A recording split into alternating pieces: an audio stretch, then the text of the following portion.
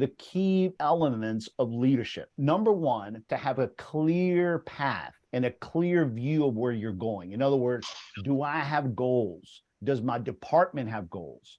Do my team members have specific goals that they need to accomplish?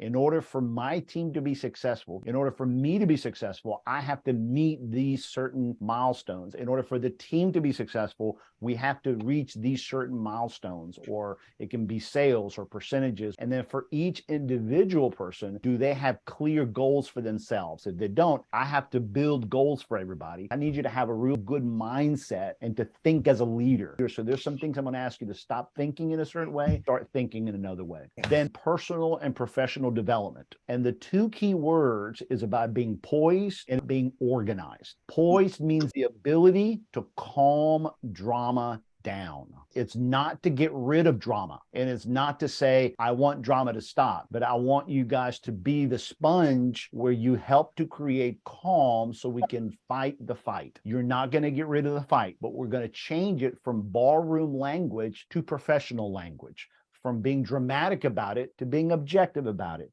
from being high intense to being calm intense. But if you're the kind of person that likes to be dramatic, well, then, you got to be careful. And that's where we get into personalities. But it's about being professional and organized. If you're not organized, you can't be poised. You can't be professional. You have to have your time management under control. Then you have to build your team. And what that means is recruiting, onboarding, and make sure that you are never without an open position that's vacant for any longer than 4 weeks. I just gave you guys a tall order. If you can't keep your team together, you're not going to succeed. And if you're already accustomed to operating in a situation where you have open positions and people know that those positions are open, but you can't seem to fill them, it's going to be impossible for you to be consistently successful. It's like trying to win a baseball game without a second base. Oh, that's all right. My third baseman will cover for that. We'll just distribute the tasks, and it's like, no, you got a gaping hole here, and you've talked yourself into thinking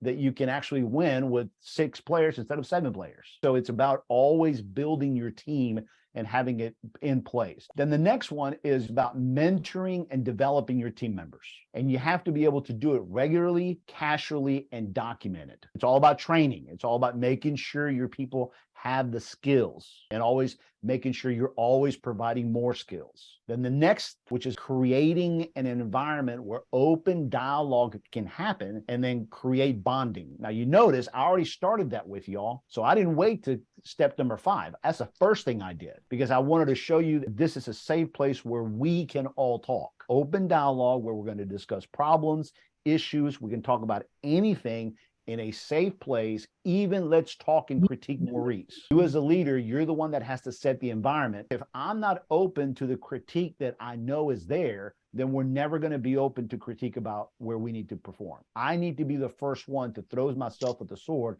and invite folks to say, this is a safe place. From that dialogue, we then have to be able to solve problems. And that's the clincher right there. We run away from problems. We're afraid of problems. We pass problems over to others, and we create a distant approach to problem solving. And then ultimately, we reach our goals. Did you guys like it? Good. Very good. Very helpful. Very much. Yes. Yes. Cool. We'll see you guys next week. Be on the lookout for an email. I'll send this information so you can access all of it.